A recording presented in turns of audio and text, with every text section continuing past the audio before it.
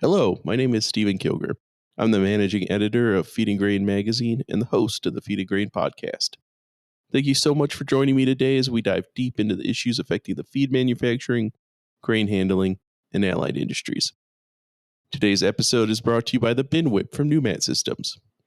The powerful dual impact Bin Whip removes the toughest buildup and blockages in industrial storage silos without hazardous silo entry. Learn more today at binwhip.com. My guest today is Dr. Mike Bentley. He's the Vice President of Training and Technical Services for the National Pest Management Association. Mike is here to talk about rodents and facilities that handle grain. We're going to discuss how feed and grain facilities make the perfect home for rodents, signs of rodent infestation to look out for, and technology that might help you enhance your facility's rodent control. I hope you enjoy the interview. If you want to help out with the podcast and are listening to this in a podcasting app, please rate us and subscribe. If you're listening online, sign up for the Feed and Grain newsletter, Industry Watch, to see the newest podcast drops and stay up to date with all the news from around the industry. Now, on to the show. Hi, Mike. Thanks so much for joining me today. I really appreciate it. Yeah, absolutely. Thank you so much for inviting me to be on. For anyone who might not know you, would you mind just telling the audience a little bit about what you do and who you are? Sure. So my name is Mike Bentley. I'm the Vice President of Training and Technical Services for the National Pest Management Association. Our association represents the structural pest control industry. So those folks that will show up to help to maintain a healthy and pest-free facility. Those are the folks that are part of our industry. I've got about 20 years of experience in the industry. That's combined with both research and development as well as applied experience actually working with a pest management firm. But professionally, I am a professionally trained entomologist. I've got both a master's and a PhD in entomology, one focused on medical and veterinary pest, and then my PhD is focused on invasive species management. So a little bit of everything. I've done everything from help to make the stuff that we use to control the pests, all the way down to the R&D side of better understanding the pests that we manage, and then lastly, actually working with a pest management firm, both on the technical side, out in the field on the applied side, as well as actually managing a company. So. Master's and PhD. I get to be a journalist with a bachelor's, and I'm always awed with people who stuck with it so much longer, did so much more math and science than I would be willing to do. It's just all that translates to a lot of time talking about bugs. So it's a super degree in nerdism is what I've got. So, we have you on here today because it is that time of year where mice and other rodents become a lot more prevalent everywhere. I get them in my house at this time of year. Little field mice sneak in. And for our industry, they also happen to be sitting on a couple 100,000 tons of the ideal food source for those rodents. So it can get pretty bad this time of year. Can you tell me a little bit about what some of the most common rodent species are that industrial facilities really have to worry about, especially this time of year?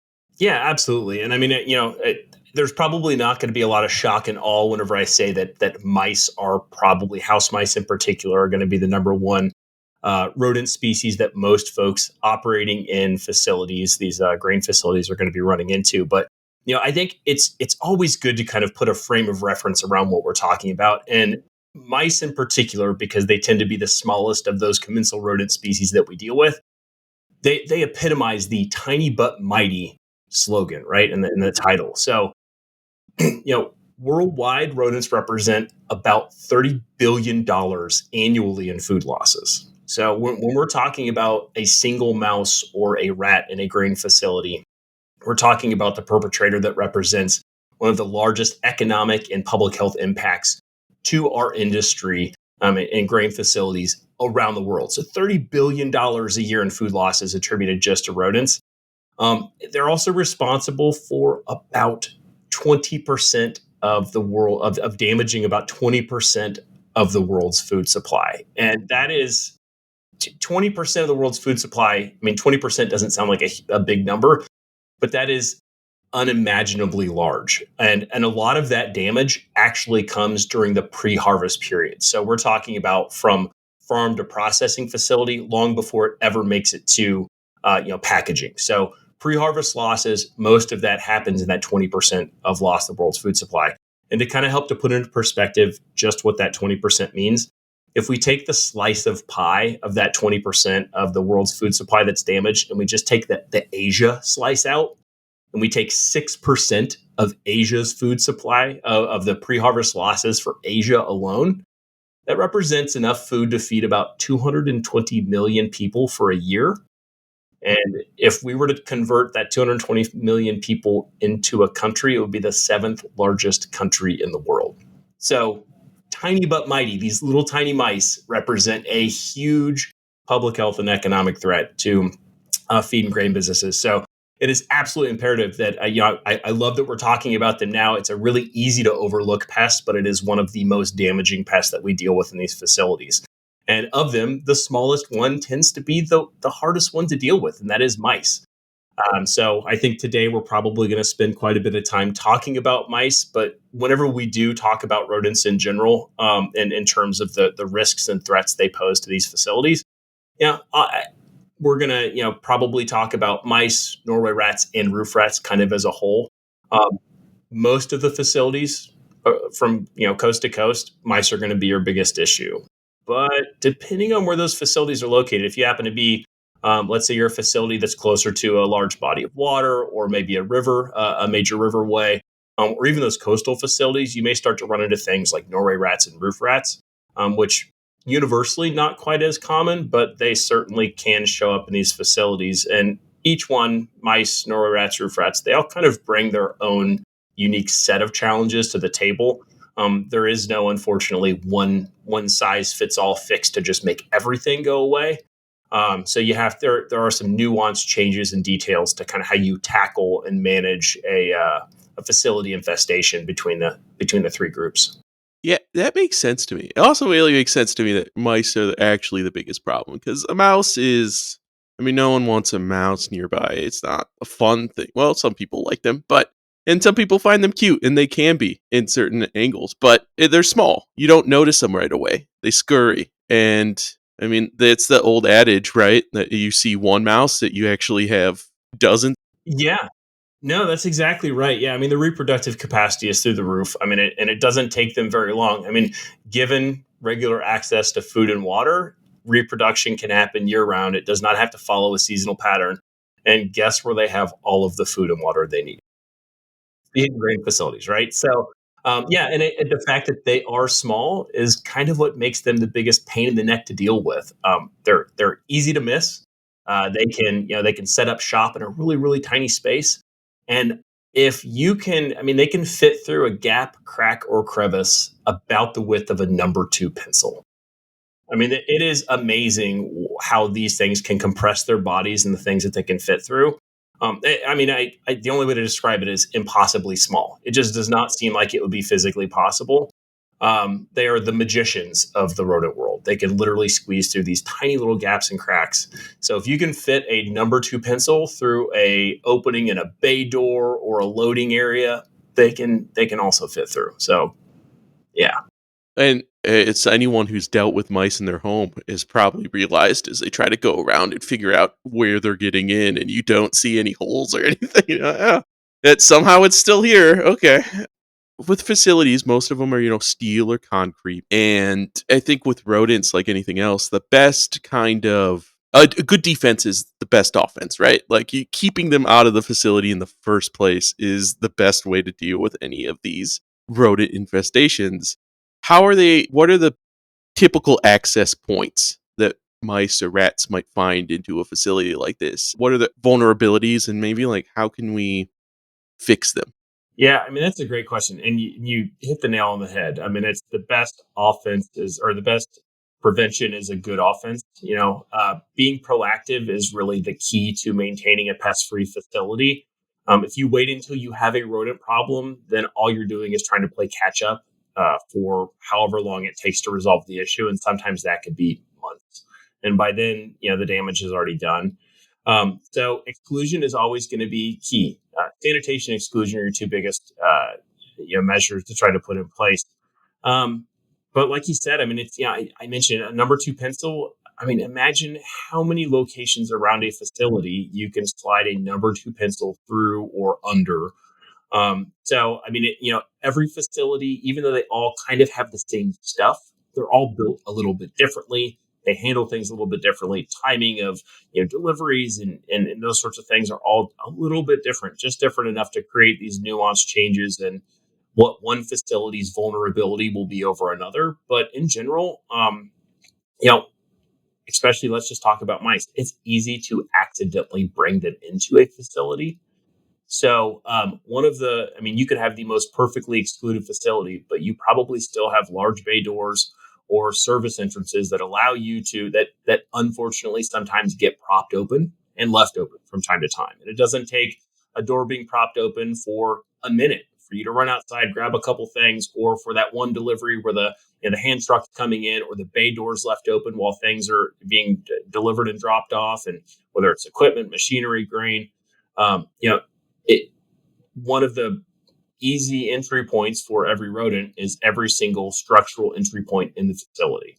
So making sure that your facility crew all understands the risk that those things pose. And look, we can't materialize and push things through a wall, right? I mean, we have to have these openings, but making sure that doors don't stay open longer than they have to. So no matter what the facility is, it's got bay doors, it's got entryways. Every single one of those structural entryways is a potential vulnerability. We all have them, right? The next, probably most likely vulnerability, for most facilities is going to be these grain unloading areas. You've got, where the truck is dropping off the load, or maybe where the rail car is pulling up and dropping off the load, and it's going down into that open access grate. And this is, I mean, if we're talking about exclusion being the name of the game, and you literally have an open access area that's the way that it's built. You can't create a closed system there. That's just the way that is.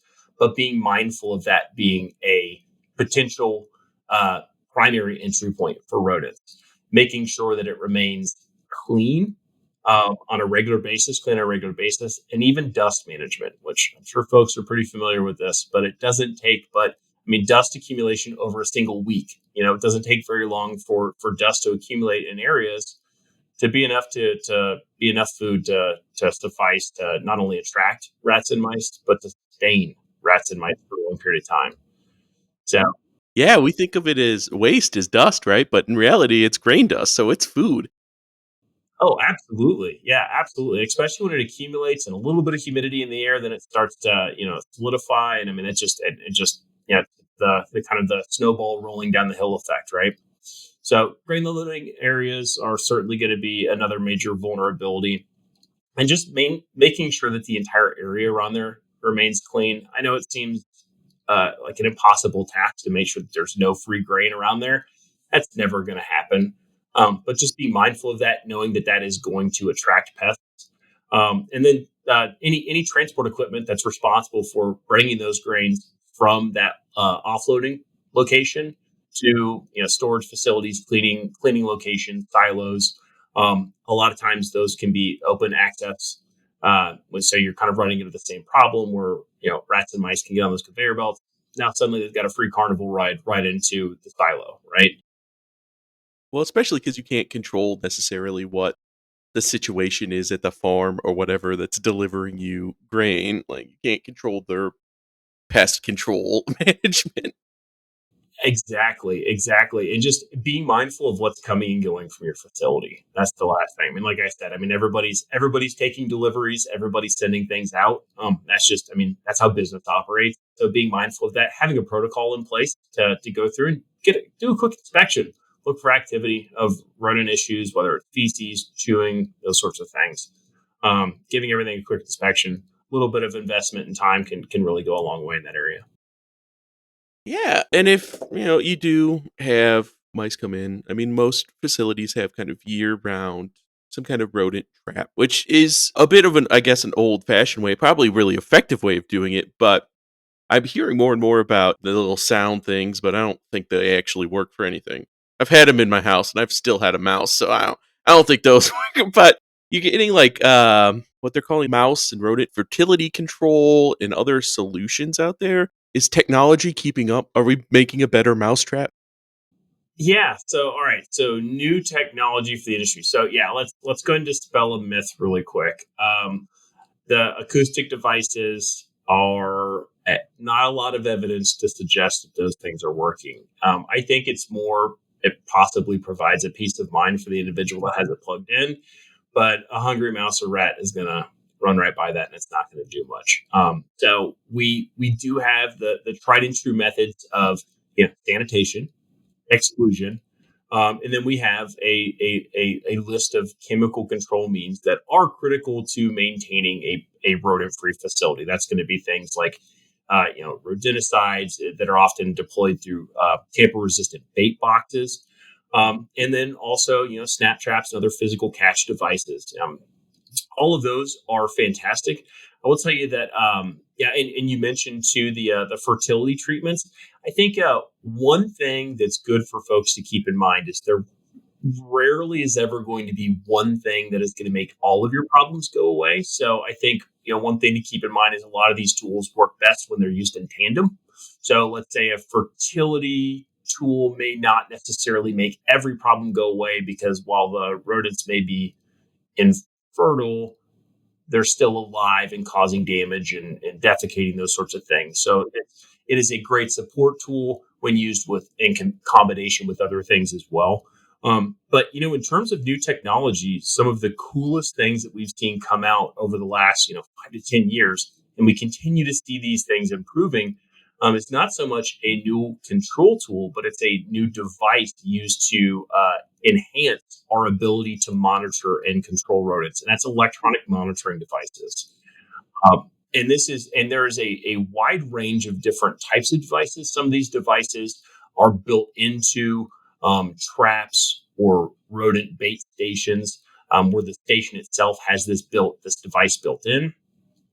Or there are some that are designed to work as to upfit an existing bait station or snap trap. And essentially, what these devices do is they work off of cell phone towers or a Wi-Fi signal. They all connect to a central hub that your pest management professional runs, and they track and monitor activity around the facility. So when you're there on site, you are the eyes and ears for the facility you are inspecting. When your pest management professionals there, on that weekly or monthly visit, they are there providing inspection services, and they're looking at recorded logs and those sorts of things. But electronic monitoring devices installed around a property provide 24-hour a day, 7-day a week surveillance, and they can instantly provide data on when activity is detected in a station or a trap, or if a trap goes off. So they're providing round the clock, essentially surveillance of a property. And what this data can do is help to paint a picture of where there's hot spots, where there may be some vulnerabilities, where pest pressures are higher on one side of a facility versus another. It's more data to help kind of paint the picture of what the pest issues look like on that facility. Because even two facilities side by side are going to have different schedules, different way they handle sanitation and waste and grains and all sorts of things that are going to change the nature of how pests are entering the facility, what the pressures around that facility look like. These monitoring devices provide amazing data that can really help to dial that in.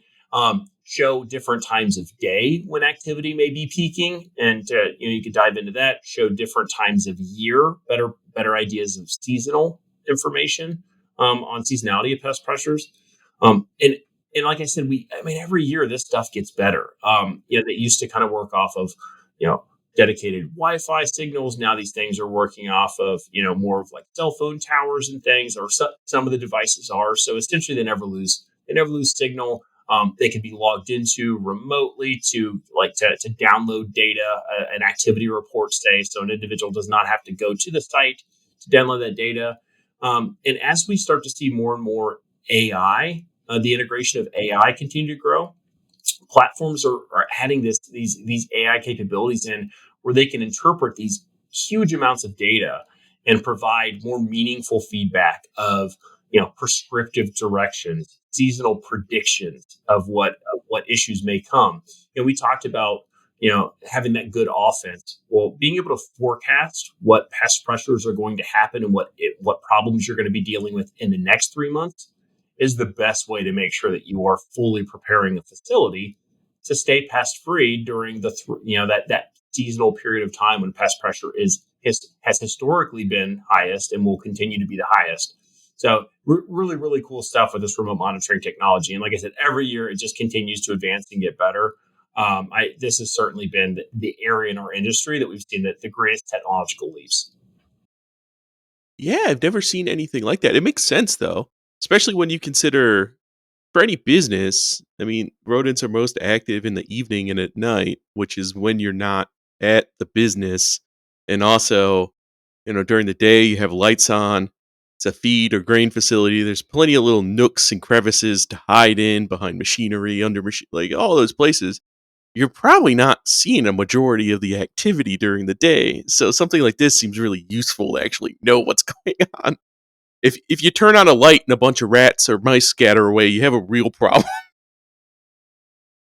Yeah, exactly. Well, it's easy for us to kind of fill in the gaps with our own assumptions, and I mean I would argue that if you are working at that facility and you're on site of that facility 7 days a week, you are the facility's expert. But even the experts sometimes can we're assuming that the problem is over here because of this. Well, once you start to get this data, it really does. It's interesting to see how often we get this data and it paints a picture that can differ from what we were assuming was the case. So pretty useful stuff. Yeah, definitely. And that brings us kind of into my next question. What are the common mistakes or oversights you see with people who are trying to manage rodents in their business, their facility? Just not thinking about it enough? Is it not being vigilant enough? Being too content with the one mouse you see every couple weeks and not doing anything about it? What do you kind of see people, what's the mistake you see people making?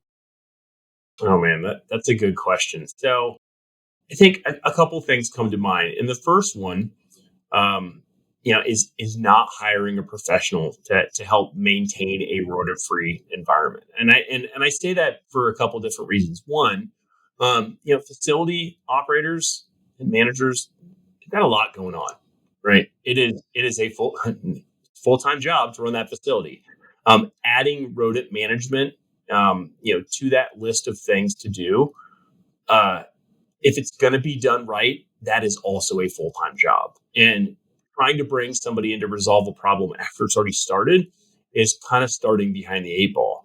So having somebody there that can ensure that the facility remains pest free, resolves issues that are current and ongoing, but also, I mean, one of the things I think is often overlooked from a professional bringing them in is they understand all the nuanced biology and behavior of rodents, and there's going to be different problems that pop up throughout the year. They're the professionals that provide consultation services as well. So they can come in and as your facility changes seasonally, changes yearly, those changes could inherently impact what kind of pest issues or pest pressures are going to be present or are currently present. They can provide advice on those changes and help to direct and prescribe pest prevention solutions for the facility as those changes occur, rather than waiting for some seasonal change to happen that then creates a pest issue, then having to hire somebody to come in and deal with it later. So, I mean, we've already talked about the economic costs that are associated with rodents. So, I mean, the investment of bringing and having a professional working with you year round far outweighs the potential or the inevitable losses of whether it's the product itself or the time investment of having somebody there to deal with the stuff year round. So I think hiring a professional is one that often folks just kind of overlook. I could take care of this myself. I'm going to put some bait boxes out; it'll be fine. There's oftentimes a lot more to it than that if you really want a rodent-free facility. And saying that, that kind of leads me to the next mistake, and that is it is very, very common for me to go to a facility and see when somebody's handling this work on their own. So they don't have a pest management professional working with them. Um, they will operate under the assumption that rodent bait boxes are there to protect an entryway, So oftentimes I'll see uh, two bait stations placed on either side of a bay door or maybe a front entry door. And and they're within just a couple feet of those entryways. And the incorrect assumption that's being made by whoever placed them there, the non-pest management professional, is, well, these are going to protect the entryway. In reality, what actually happens is you provide a nice little hidey hole for rats and mice, and they have this nice protected spot where they can sit and wait until that door's open, and then lightning quick bolt right into that facility. And it can quickly become this easy access, like this safety spot, almost like a way station for them to come in, hang out, and then go into the facility where they have access to food, water, and shelter, and all those sorts of things. So understanding, what bait boxes are really for, and maybe the best installation of those bait boxes is something I think a lot of people overlook. And that assumption that having those bait stations installed on either side of the door is going to offer protection is that's probably the most common mistake I see on these facilities. Yeah, well, people deal with rodents and stuff, so their personal residence and things like that, and they probably make that assumption. Number one assumption I assume is like rodents are just going to be part of this. We're always going to have them around. We can only control them a little bit, but other than that, it's not that big a deal. And then the other one, which is I do this at home. Saw my cat chasing a mouse the other day. I got him. I put down a trap. Probably do this large scale too. I'm not going to pay money to get someone do it for me. Like I get that, especially no stereotypes about our industry, but we're a pretty we can do it ourselves kind of industry. We'll figure things out by our own. But it's just such a huge. Quick question: how long can a mouse or a rat really live if it has food and water? Unlimited food and water. Well, like, what's the life expectancy? Because even if do a fertility treatment, like you said, and it's not fertile, it's still just hanging out, eating your grain, causing mold problems, doing all these other things. Yeah, yeah, absolutely. I mean, certainly. I mean, a lot of times when you see numbers thrown around about, they can live up to. A lot of times those numbers are pulled from, hey, we put them in a laboratory environment where there was no, predatory pressures or anything else, and they could survive for a year or more. Those kinds of things. Yeah, usually life expectancy in the wild is a little bit shorter, but it's easily 6 months north of that very easily. That they develop very quickly, they grow very quickly, but they're the a lot of that contamination from rodents comes from defecation, and defecation is one of the primary means of communication for rodents. So when they find a good place that provides cover for them, let's say that's along a covered uh, a wall that leads up to an exterior wall that leads up to a door, and there's a lot of brush and overgrowth up against that wall. So they're going to regularly defecate along that wall, and then once they find a nice covered corner, maybe it's inside of the facility under a storage rack or something, you're going to find a lot of defecation there. Maybe it's ceiling tiles, drop ceiling tiles, those kinds of things. These areas, the reason why there's so much defecation there is because there's pheromones in that in the feces and the urine, and these rodents use those pheromones to communicate with each other to let them know, hey, this is a safe space. So this is a good place to be at. And the more regularly they use that runway or that area under a storage rack, the more likely they are to defecate. And they're defecating dozens of times, if not hundreds of times throughout a day. So even if we say, hey, this rodent only survived for 3 months, you're talking thousands of defecation points. And it doesn't take but a single day for them to defecate enough to contaminate large amounts of stores and food items. So it's they can certainly do a lot of damage in a little bit of time. You mentioned something too about cats that I think is worth pointing out, because it's another common misconception. Dispel this myth. So if I have cats on the property, they're taking care of my rodent issue. I don't need to worry about it because cats are excellent rodent hunters. And they can be, and they probably are.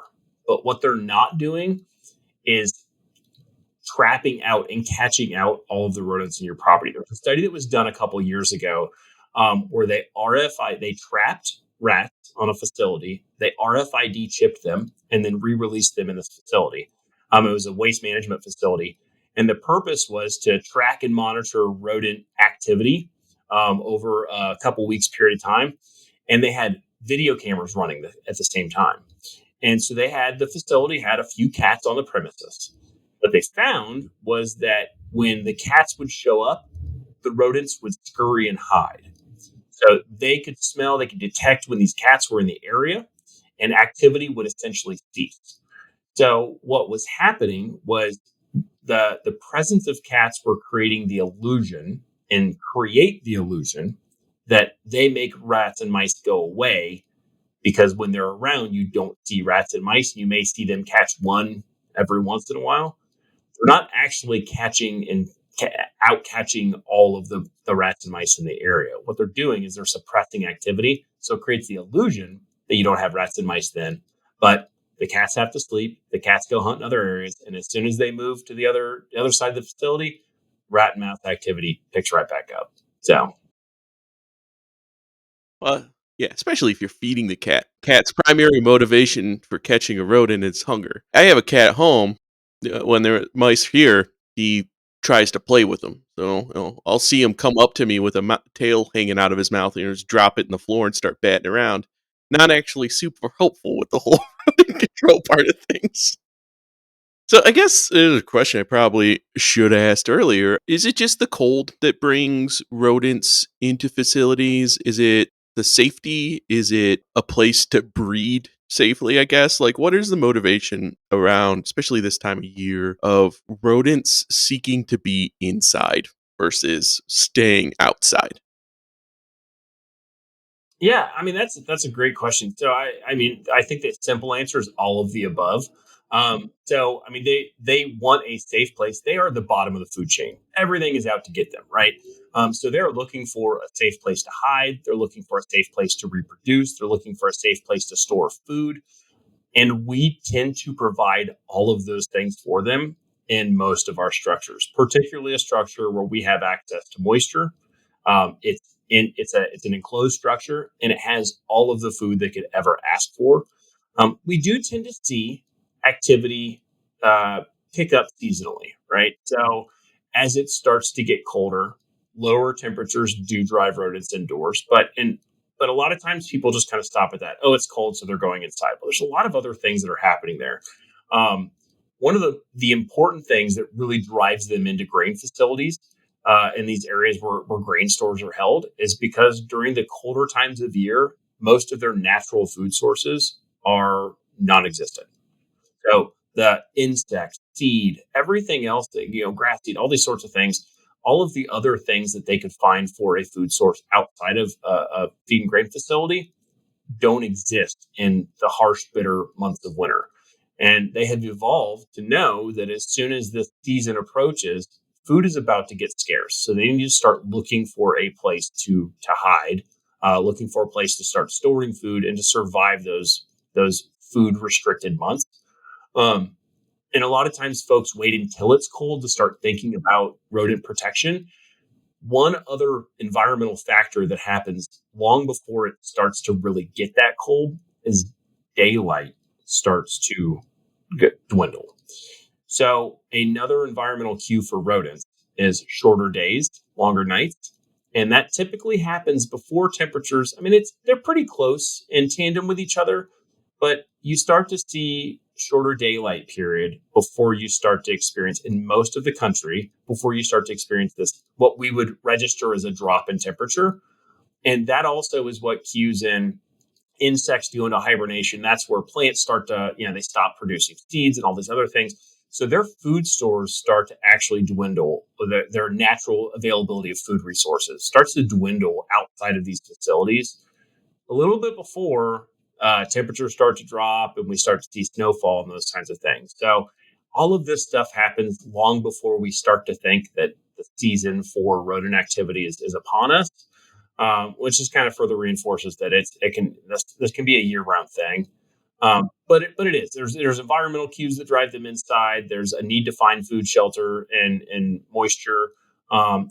find a nice safe place to reproduce all year long. And if they're in the wild, they're in a field somewhere, reproduction's going to decline in those colder months just because they don't have enough food to feed the young. But if they're inside your facility, they can reproduce year round. That is there is no seasonality to reproduction whenever they have a full buffet of everything that they could ever ask for. Yeah, it is something you don't think about, especially now when here in Wisconsin, it was 80 degrees in October. So like, you're not really thinking about, oh, it's time. The weather's changing. Time to do an update on my rodent control plan. Well, and that leads to my last question, which is for someone who wants to upgrade the rodent control system, the plan, their action plan, whatever it is at their facility, a manager really wants to take control of this problem. Do you have any advice for first steps, who they should reach out to, what they should look for at their facility? Sure. So, I mean, I think probably the best advice I could give is if you're not working with a professional, to consider working with one. I mean, especially if you're just getting ready to implement a program or you're starting at a new facility that doesn't already have a pest management professional they're working with. There are so many different advantages. I mean, we talked about some of the stuff before, but one thing that I think is a really important advantage that professionals bring to the table, pest management professionals, is they operate at a lot of different facilities. And while no two facilities are the exact same, best practices and challenges that are happening at your competitor's facility, they can draw from that experience and use those experiences to help manage and navigate pest problems at your facility before they start. They're also going to have access to all of those new tools and technology I just talked about, remote monitoring systems. If you're going to look to invest in that kind of stuff for your facility, the initial price tag could be pretty high. But if you're working with a pest management professional that already has access to those tools and resources, that may be built into their service costs.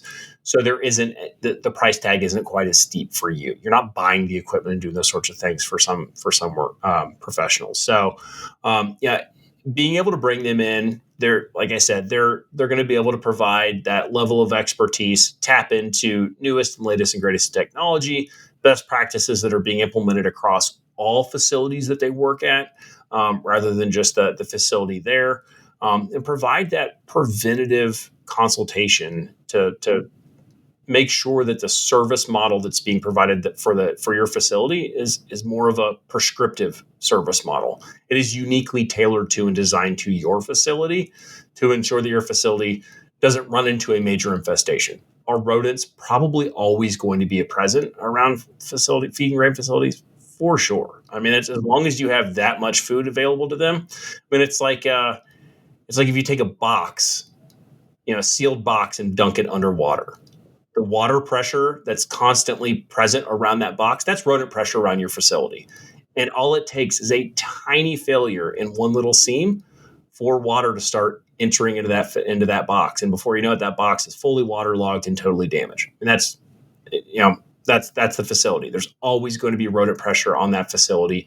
It is going to be impossible to ensure that a facility remains pest free and rodent free, to an acceptable level without somebody there to provide that service 24/7. Yeah, to anyone out there listening, unfortunately, we kind of work in their dream environment. Oh yeah, yes, yeah. When they sit around and talk about what they want to do when they grow up, it's live at a feed and grain facility. Dark, moist, plenty of place to hide, tons of food, everything you could dream of. So, Grain as far as the eye can see, whole silos of it. Mike, thank you so much for joining me. Where can people find out more information, contact you, learn more about this problem?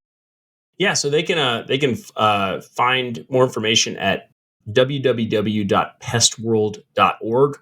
Tons of information about rodents there. If you don't already have a pest management professional you're working with, we've got a tool on the website called a zip code locator. You can throw your zip code into that into the field there on the website, and it will help to provide a list of licensed pest management professionals in the area that have the training and expertise to be able to handle problems just like this. Fantastic. Well, thank you again for joining me. Yeah, absolutely. Thank you so much again for having me on. I really enjoyed it. Yeah, we'll have to have you again. Maybe we can talk about, spring pest control or something like that. But for everyone out there listening, thank you for doing so. And until next time, stay safe. All right, that's it. We did it. You were great.